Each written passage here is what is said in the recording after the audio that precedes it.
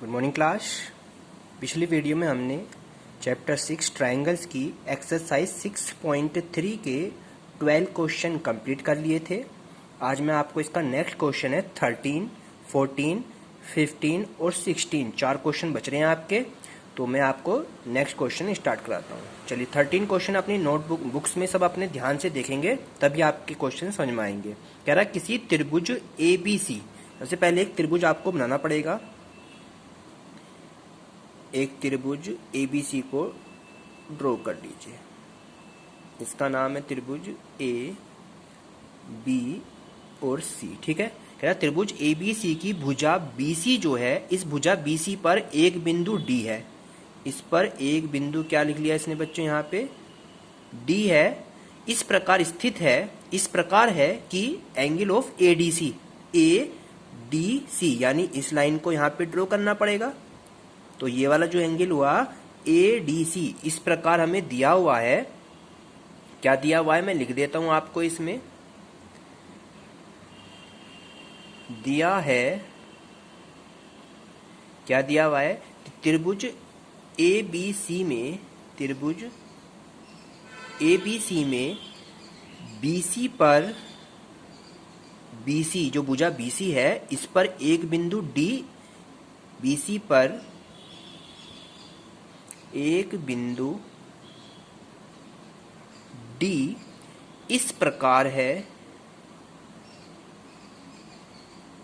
इस प्रकार है कि एंगल ऑफ ADC यानी कोण ADC जो है इक्वल है एंगल ऑफ BAC के, यानी इस वाले एंगल के, ये वाला एंगल इस एंगल के क्या है, इक्वल कह रहा है। ये हमें दिया हुआ है, इसने गिवन है ये चीज। ठीक है, और हमें प्रूव्ड क्या करना है, सिद्ध क्या करना है। नंबर 2 स्टेप आएगा सिद्ध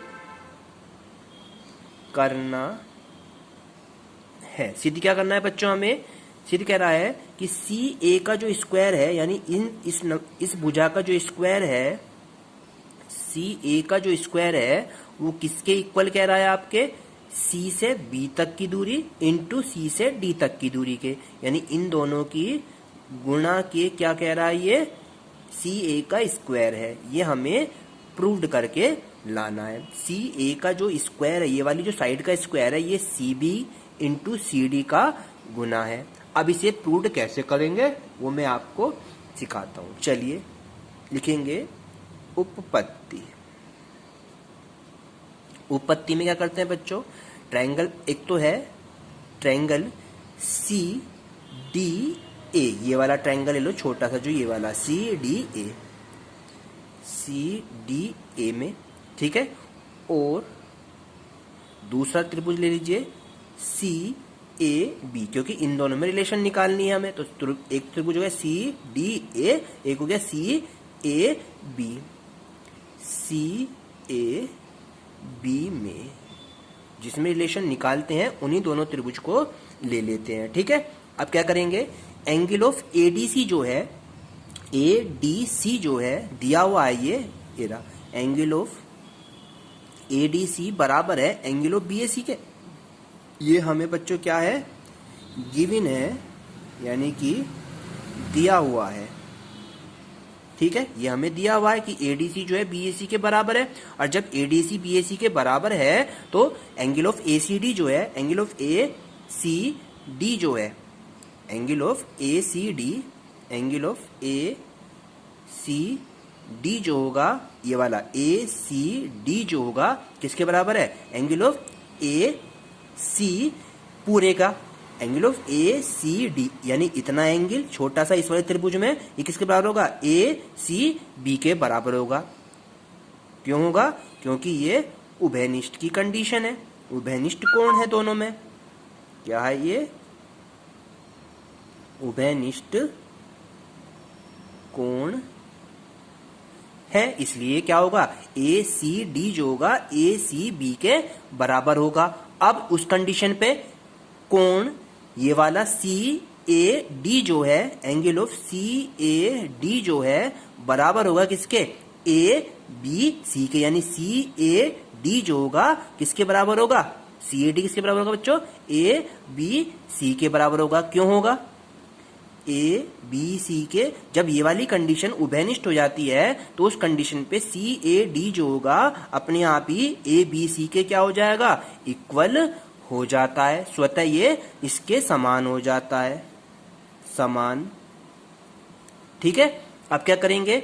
इसलिए जब ये दोनों CAD बराबर हो गया ABC के, तो इसलिए त्रिभुज CDA जो होगा, त्रिभुज CDA जो है समरूप होगा। त्रिभुज क्या होगा बच्चों? समरूप होगा किसके? त्रिभुज CAB के। CAB के कौन सी कंडीशन से हुआ ये हुआ angle angle angle angle angle समरूपता से हुआ ये। ठीक है, ये पिछली प्रॉपर्टी में आपको सब बता चुका हूं। ठीक है, समरूपता की कंडीशन से त्रिभुज समरूप हो गया। और जब त्रिभुज समरूप हो जाता है तो समरूप की कंडीशन क्या है? कि CA वाली भुजा, यानी कि ये वाली भुजा जो है CA अपोन में क्या होगी? CD, अपोन में CD बराबर ऐसी CB भुजा जो होगी, CB भुजा जो होगी CA के बटे में आ जाएगी। ये समरूप त्रिभुज की कंडीशन होगी, क्योंकि इसमें दो ही त्रिभुज बने हैं, एक येरा और एक पूरा हो गया। तो यानी क्या बताया मैंने? CA वाली भुजा किसके बटे में आ गई? इस CD के, यानी पूरे बड़े वाले की छोटे वाली भुजा हो गई। ऐसी फिर CB वाली भुजा पूरे के लिए, तो पूरी दोनों में भुजा CA क्या है?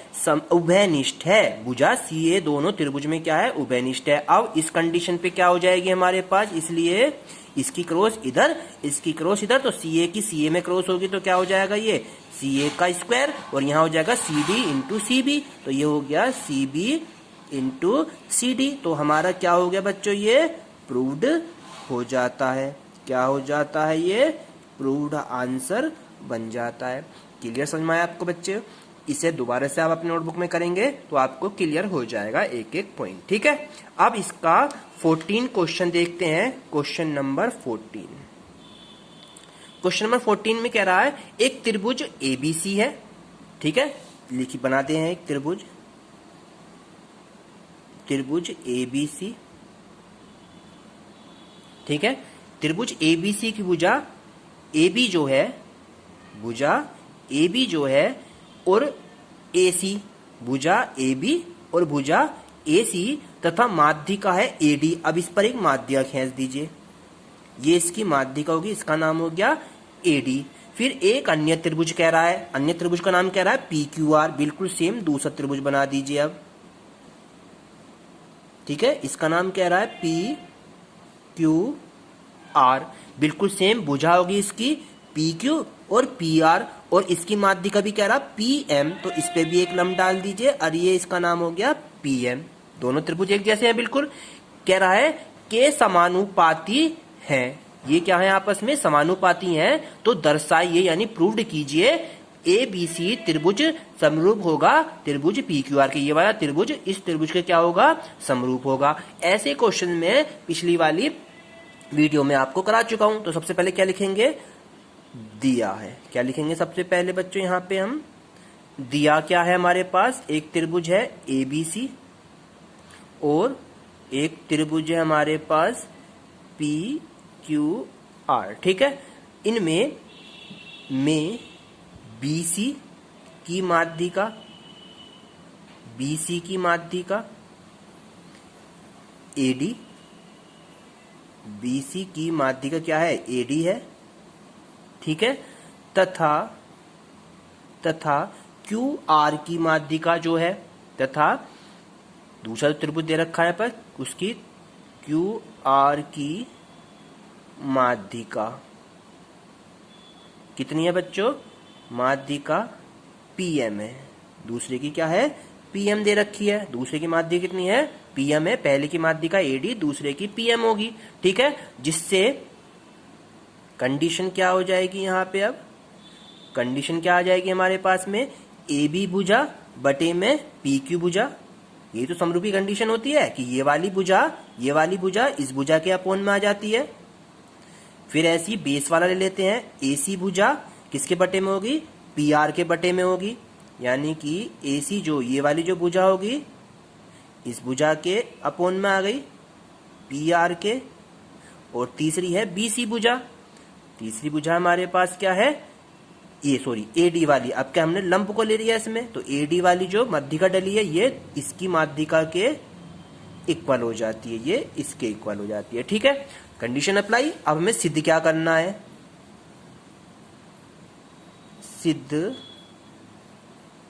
करना है। सिद्ध क्या करना है बच्चों, हमें त्रिभुज एबीसी जो है, त्रिभुज एबीसी समरूप है त्रिभुज पी क्यू आर के, ये हमें प्रूव करना है। अब उत्पत्ति पर आ जाते हैं। इजी क्वेश्चन है, अगर आप इसे ध्यान से करेंगे तो ये क्वेश्चन एक जैसी आपको रिपीटेशन हो रही है इसमें। ठीक है, चलिए क्वेश्चन में कैसे करेंगे। सबसे पहले हमें जो दिया हुआ है उसे लिख लेते हैं। गिवन है, हमें क्या दिया हुआ है बच्चों इसमें, हमें कि भुजा कौन कौन सी है, ए बी बटे में पी क्यू बराबर दूसरी भुजा ए सी बटे में पी आर, अभी जस्ट ऊपर लिखा है। एन अगला है ए डी अपोन में पी एम। ठीक है, ये तो भुजा हमने तीनों ऊपर लिखी है। अब इस कंडीशन पे इसी प्रकार जो आपकी भुजा बीसी है, यानी कि बीसी जो भुजा लेटी है वो क्यू आर के बटे में होगी। बीसी अपोन में Q R is equal to किसके बराबर होगी, एडी बटे पीएम के, यानी कि माध्यिका के बराबर होगी। और जब माध्यिका के बराबर होगी इसका मतलब क्या होगा कि ए बी बटे पी क्यू, बी सी बटे क्यू आर बराबर होगी किसके, ए सी बटे में पी आर के बराबर होगी। कंडीशन अप्लाई समझ में आया। देखिए, इसीलिए आपकी भुजा ए बी, ये जो ए बी भुजा है ये किसके बटे में है, पी क्यू के बटे में होगी। ठीक है, ऐसी ए सी भुजा जो है, यानी बी सी भुजा ले लीजिए आधार वाली, पहले बी सी भुजा क्यू आर के अपोन में होगी। ठीक है, ऐसी ए सी भुजा जो होगी, ए सी भुजा पी आर के बटे में होगी। जब तीनों भुजाएं आपस में इक्वल होती हैं, त्रिभुज एबीसी क्या है, ये संगत भुजाएं अनुपातिक है। त्रिभुज ए बी सी व त्रिभुज पी क्यू आर की संगत भुजाएं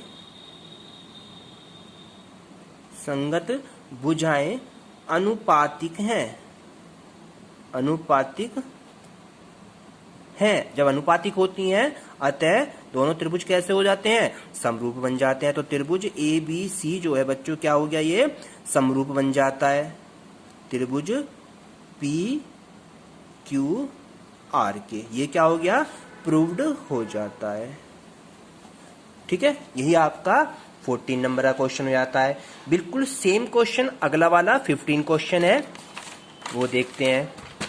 question number 15 very important question है बच्चों, बड़े ध्यान से क्वेश्चन को, पहले इसका चित्र भी बनाना पड़ेगा और सब इसको समझ में आया। क्वेश्चन कह रहा है लंबाई 6 मीटर लंबाई वाले एक ऊर्ध्वाधर स्तंभ, जिसकी लंबाई 6 मीटर है, एक ऊर्ध्वाधर स्तंभ की भूमि पर छाया की लंबाई कितनी है, 4 मीटर है। एक स्तंभ बनाइए। ठीक है, 6 मीटर का एक 6 मीटर का स्तंभ बनाया और इसकी भूमि पर, ये भूमि हो गई, इस पर जो छाया है उस छाया को कितनी कह रहा है, उसकी लंबाई 4 मीटर है। कितनी मीटर है बच्चों, इसकी 4 मीटर है छाया की लंबाई। इसको इससे मिला देते हैं। ठीक है, अब क्या कह रहा है, लंबाई 6 मीटर लंबाई वाला एक ऊर्ध्वाधर स्तंभ बनाया, इसकी भूमि पर जो छाया, जमीन होगी नीचे, इस पर छाया कितनी है, 4 मीटर है। फिर करा, जबकि उसी समय, यानी जब ये स्तंभ बना था उसी समय एक मीनार की छाया, तो थोड़ा सा इसके आगे एक मीनार बना दो। अभी मीनार की छाया की लंबाई 28 मीटर है, उसी समय एक मीनार बना दी। ठीक है, ये हो गई आपकी मीनार। ठीक है, कह रहा उसी समय एक मीनार की छाया की लंबाई 28 मीटर है, यानी कि यहीं से इसको नोट करना है। यानी कि अब की बार ये यहां से यहां तक टोटल छाया हो गई कितनी, इसकी 28 मीटर हो गई। कितनी हो गई अब क्या, यहां से यहां तक इसकी टोटल 28 मीटर इसकी छाया हो गई ये वाली, ठीक है। अब क्या कह रहा है इसके बाद, तो मीनार की ऊंचाई ज्ञात कीजिए। तो इसको हमने इसको इससे ड्रॉ कर दिया, ठीक है बच्चों। ये इसकी ऊंचाई निकालनी है, इसे हमने h मीटर मान लिया कि इसकी ऊंचाई कितनी है, h मीटर है। इसको नाम दे दीजिए, ये A पॉइंट हो गया, ये B पॉइंट हो गया, ये C पॉइंट हो गया, ये D पॉइंट हो गया और ये E पॉइंट हो गया। इसकी यहां से यहां तक डिस्टेंस है कितनी, 4 मीटर। यहां से यहां तक डिस्टेंस है 28 मीटर। यहां से यहां तक कितना है, ये 6 मीटर है। और ये पूरी कितनी मानी हमने, h मीटर मानी है, ठीक है। अब इसको सोल्व कैसे करेंगे, ये कह रहा है जो आपकी मीनार है इसकी ऊंचाई ज्ञात कीजिए, ठीक है। तो हमें क्या चीज दिया है उसे आप नोट कर सकते हैं कि हमें दिया क्या है। सबसे पहले दिया है हमारे पास 6 मीटर लंबे स्तंभ CD, ये हो गया CD की छाया है ED, की छाया ED कितनी मानी हमने, 4 मीटर है, ठीक है। कितनी है, 4 मीटर है। फिर उसी समय एक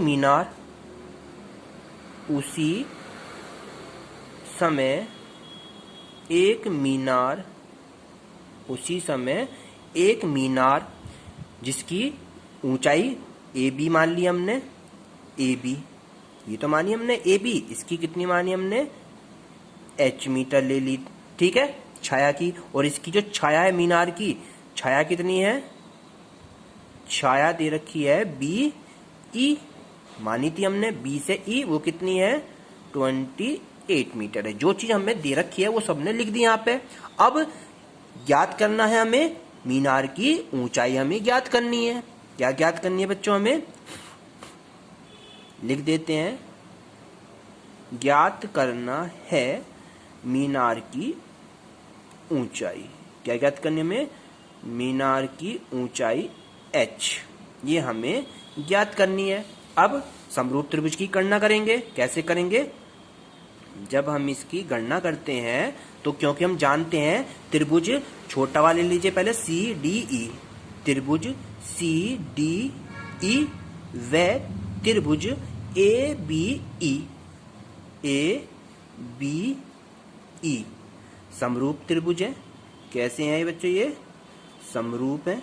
तो समरूप की कंडीशन क्या कहती है, ये वाली भुजा AB, बड़े त्रिभुज की भुजा AB, छोटा त्रिभुज की भुजा CD अपोन में, ऐसी इसका आधार BE, बड़े त्रिभुज का आधार BE, छोटे त्रिभुज का आधार DE।